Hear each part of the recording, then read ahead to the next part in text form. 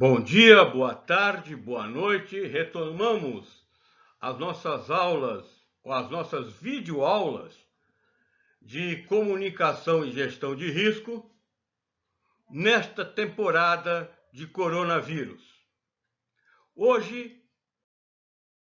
nosso assunto hoje é tratamento de riscos em defesa civil.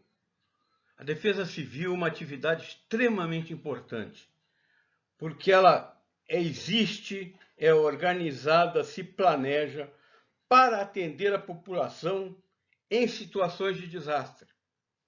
Está aí a nossa inundação. Isso acontece com 200 e poucas casas. Esse pessoal todo tem que ser evacuado, alojado, alimentado. Tudo isso a Defesa Civil trata. O nosso objetivo é conhecer a nomenclatura empregada e as principais ações no tratamento de riscos da Defesa Civil. Para isso, esse é o sumário que vamos seguir. O conteúdo de hoje é pequeno, não é extenso. Nós vamos ver a nomenclatura empregada em Defesa Civil e as principais ações de Defesa Civil. Esse é o sumário que vamos seguir. O conteúdo de hoje é pequeno, não é extenso. Nós vamos ver a nomenclatura empregada em Defesa Civil e as principais ações de Defesa Civil. Níveis de Defesa Civil. Os órgãos de defesa civil se estruturam nos 3 níveis da federação: no nível nacional, no nível estadual e no nível municipal. Desculpem, mas eu não consegui encontrar o brasão da Defesa Civil de Uruguaiana. Então pedi emprestado uma aí de Bento Gonçalves. Mas essa estrutura, e ela é ligada, isso não são atividades autônomas. A Defesa Civil Municipal está ligada à Defesa Civil Estadual, que por sua vez está ligada à Defesa Civil Nacional. Para que essa cadeia, em caso de grande desastre, funcione a contento e possa a Defesa Civil Nacional prover recursos que serão distribuídos pela Defesa Civil Estadual às cidades atingidas. Esse é o sumário que vamos seguir. O conteúdo de hoje é pequeno, não é extenso. Nós vamos ver a nomenclatura empregada em Defesa Civil e as principais ações de Defesa Civil. Vamos ver a definição de desastres e situações de emergência. Não é a mesma coisa. Desastre é o que resulta de um evento adverso, de uma enchente, de uma tempestade, de um granizaço, de uma estiagem, do rompimento de uma barragem. Então, são todos aqueles eventos adversos naturais, como no caso de muita chuva e granizo, provocados pelo homem, como no caso da barragem de Brumadinho, de Mariana, sobre um ecossistema vulnerável. E vai provocar danos. Podem ser humanos, materiais, ou humanos e materiais e ambientais e prejuízos consequentes. Cada tipo de desastre pode ter uma consequência. Situação de emergência é outra coisa. A situação de emergência decorre de um desastre. Aí, a nossa enchente, na área do Cacaréu. O desastre é de tal volume e tem tantas consequências que provoca a necessidade da decretação de uma situação de emergência para que procedimentos especiais possam ser adotados pelas administrações tanto municipais quanto estaduais. Então, o desastre é o evento negativo. A situação de emergência é decretada em função das consequências do desastre ou da junção de desastres. Às vezes, não é só um único desastre. Vejamos um conceito importante para toda a nossa atividade, que é o que é defesa civil. Vocês estão vendo aí nas fotografias duas atividades bastante comuns em defesa civil.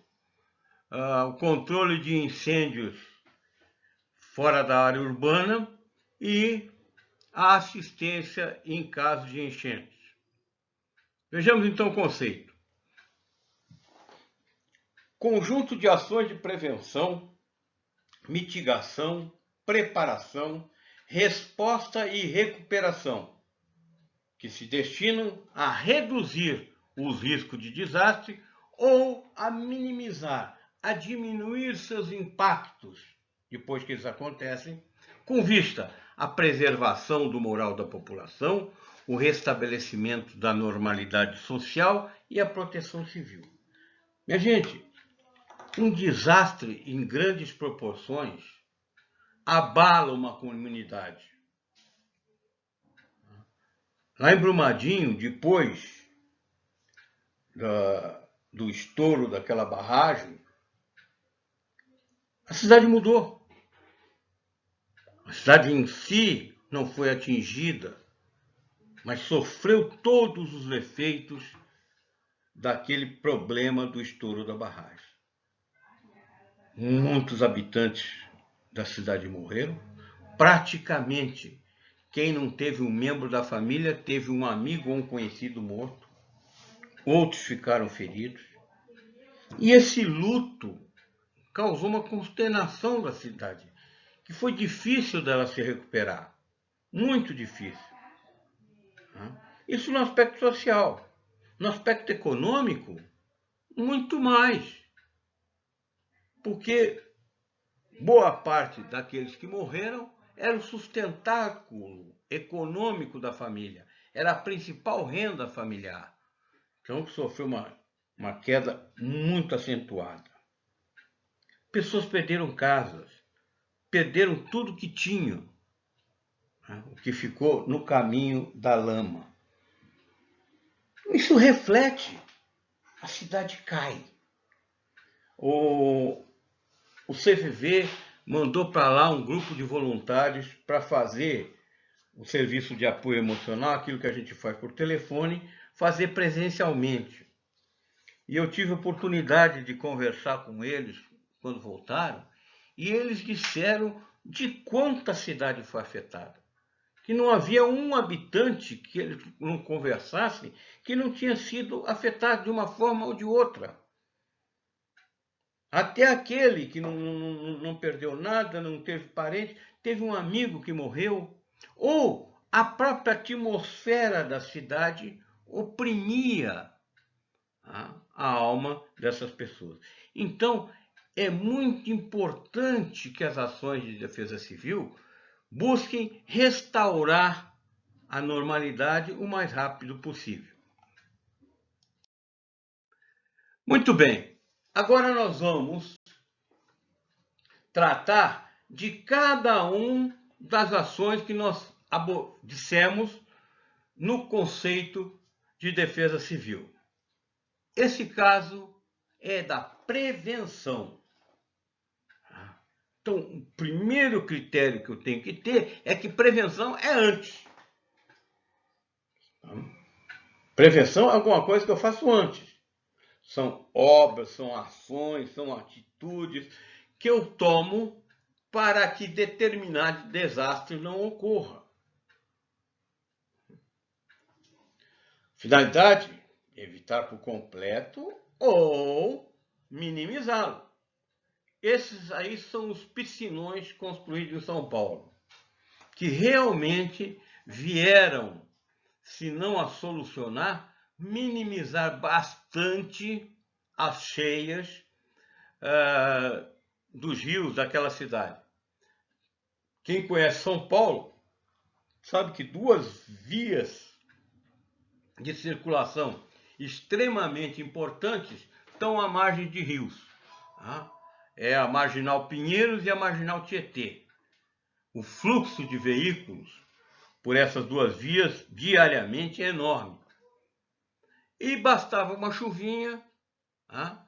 Esses rios enchiam, bloqueavam o trânsito e cada vez se bloqueia as grandes vias, o que acontece? Isso aí reflete na cidade toda, porque as pessoas que usavam as grandes vias para se locomover passam a tentar buscar caminhos ou seguir caminhos alternativos por dentro dos bairros. E aí congestiona tudo para São Paulo. Houve ocasiões de São Paulo ter 200 quilômetros de congestionamento por causa de chuva. Esses piscinões melhoraram muito as condições do tráfego em tempo de chuva. O que eles fazem? Eles coletam a água em excesso.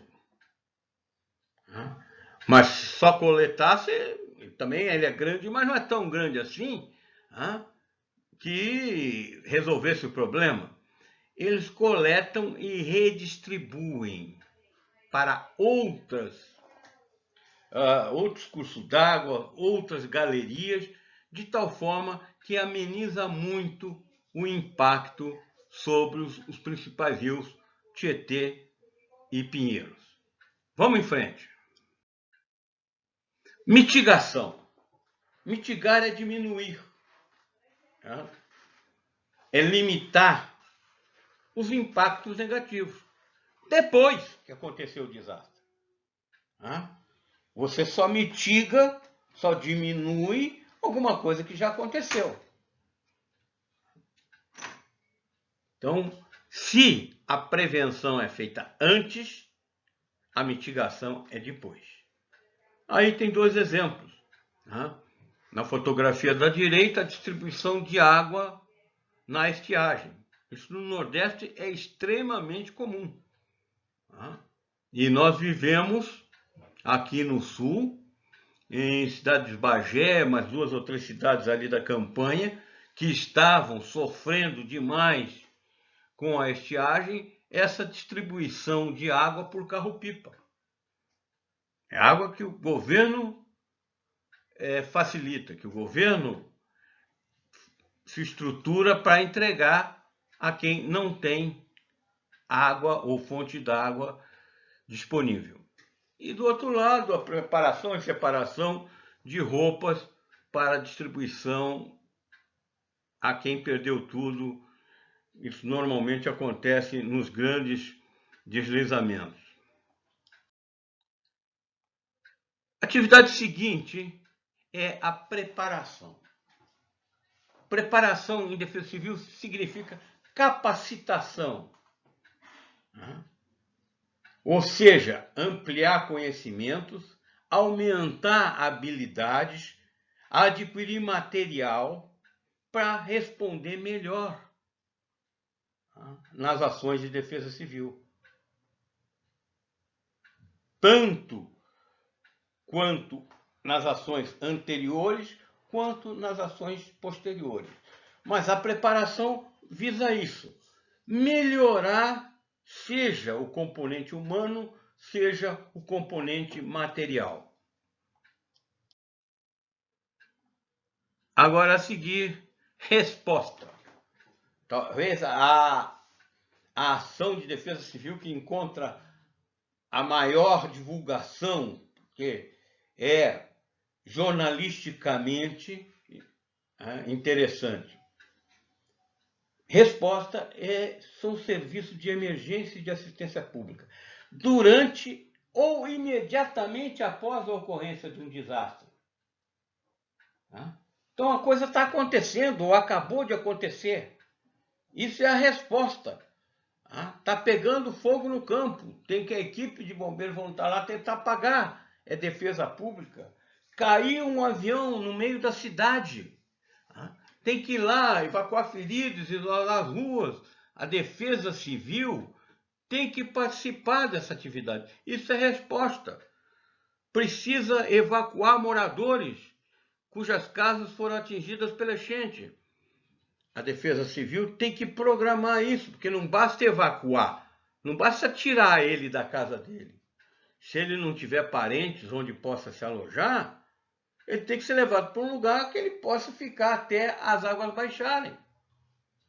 E aqui, normalmente, usam as instalações da CAU para alojar os afetados pela enchente. Então, resposta é o que acontece logo depois ou ainda durante a ocorrência do desastre para salvar vidas, reduzir impacto sobre a saúde, garantir a segurança pública e satisfazer necessidades básicas de sobrevivência.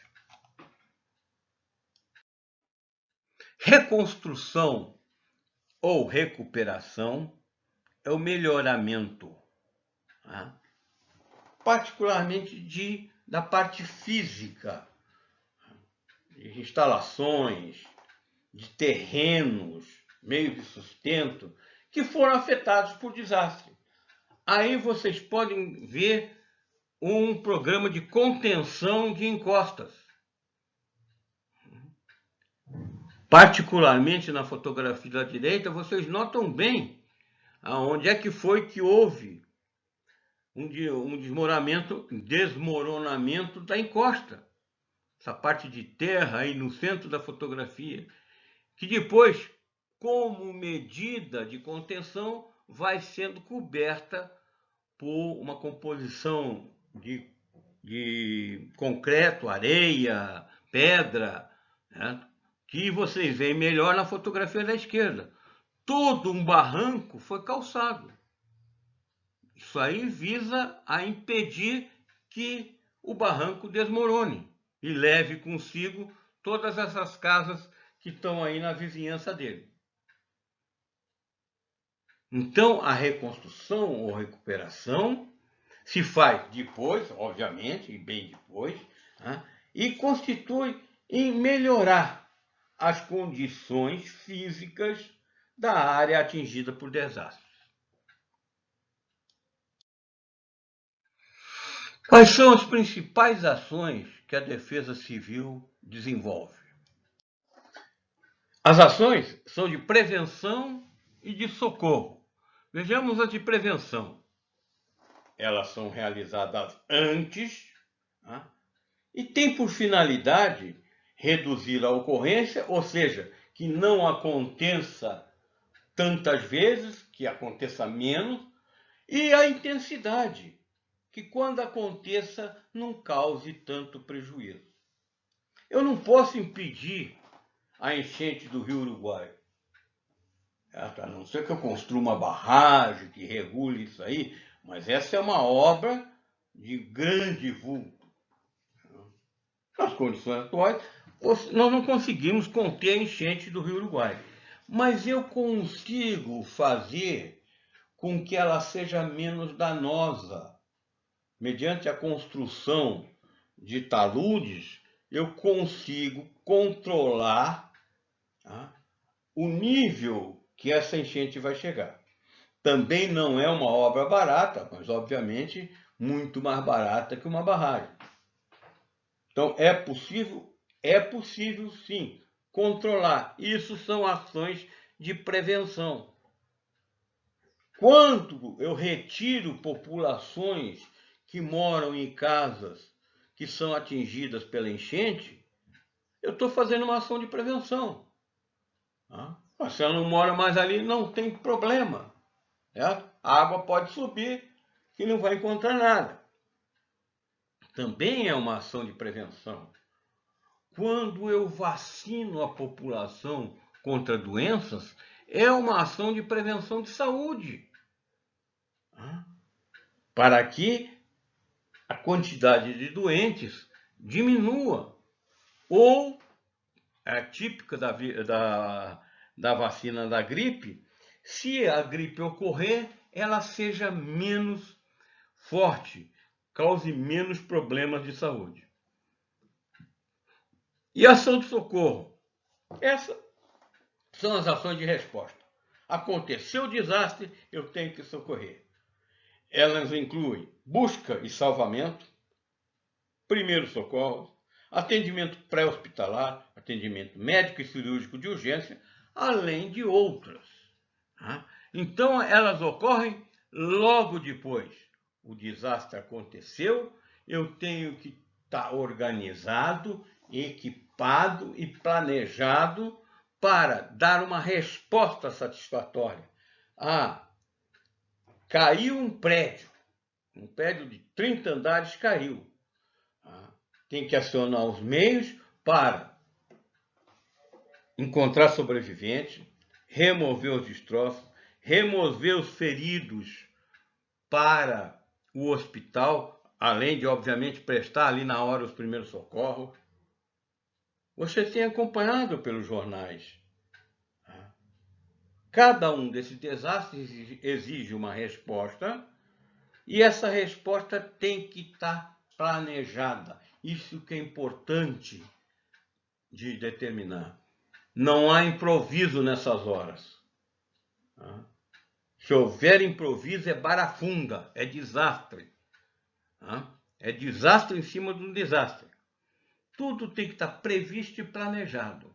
Aconteceu esse desastre, essa equipe aqui de ambulância se desloca para lá, o hospital já é acionado para esperar feridos, o corpo de bombeiros leva uma equipe para o local, o pessoal da Defesa Civil já vai lá verificar se não pode afetar outras áreas aquele desastre, e por aí vai. Tudo isso tem que estar devidamente planejado.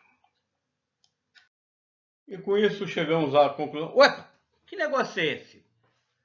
Parece que a agente Sodinha se infiltrou e sabotou o meu vídeo. Vamos ver que recados ela tem a dar. Tá avisando que no dia 15 nós vamos ter a segunda avaliação oficial. Importante. 4.000 pontos.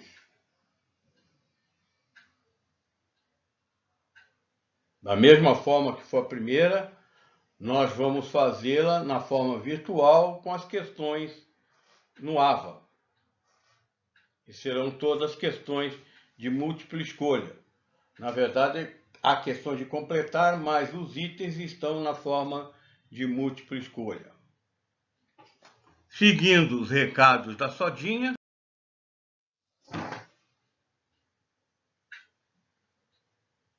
essa puxa-saco está avisando que nós vamos fazer um aulão, dia 8 de junho, de 7h30 às 9h30. A ideia é, das 7h30 às 8h30, apresentarmos o conteúdo, o que é mais importante da UD3 e da UD4, e a partir das 20h30 até as 21h30, deixar um tempo para retirada de dúvidas. É uma live usando o Google Meet. Depois vou repassar pelo grupo de WhatsApp mais instruções para essa atividade. Com isso, nós chegamos ao final da sessão de hoje. Muito obrigado pela atenção de vocês e os vejo novamente semana que vem.